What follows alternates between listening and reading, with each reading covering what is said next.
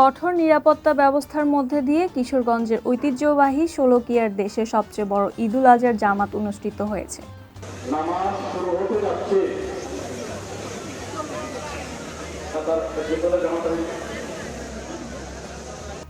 এটি শোলাকিয়া ঈদগাহ ময়দানে ১৯৭তম ঈদুল আজহার জামাত। সোমবার সকাল ৯টায় এই ঈদের নামাজে ইমামতি করেন শহরের মারকাজ মসজিদের ইমাম মাওলানা হিফজুর রহমান। তবে কোরবানি দেওয়ার কারণে ঈদুল ফিতরের তুলনায় মুসল্লির সংখ্যা কম হলেও দেশের বিভিন্ন জেলা থেকে এই ঈদেও নামাজ আদায় করতে এসেছেন অনেক মুসল্লি।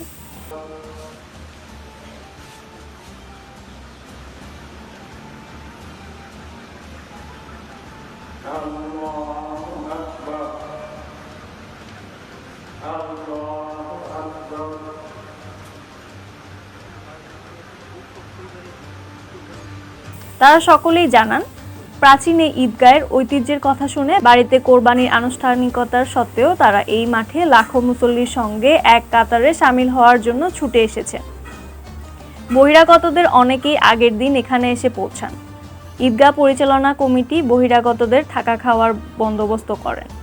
ঈদ জামাতের আগে পুলিশ সুপার মোহাম্মদ রাসেল শেখ বলেন, নিরাপত্তা ব্যবস্থাকে অগ্রাধিকার দিয়ে সাজানো হয়েছে জামাতের সব আয়োজন। মাঠে আশ্চর্যওয়ের ভেতর দিয়ে প্রবেশ করতে হচ্ছে। জামাতের সময় মাঠ ও আশেপাশে মোতায়েন রয়েছে 2 প্লাটুন বিজিবি সহ পুলিশ, র্যাব ও আনসার বাহিনীর সদস্যরা। পাশাপাশি মাঠে সাদা পোশাকে নজরদারি করেছে বিভিন্ন গোয়েন্দা সংস্থার লোকজন।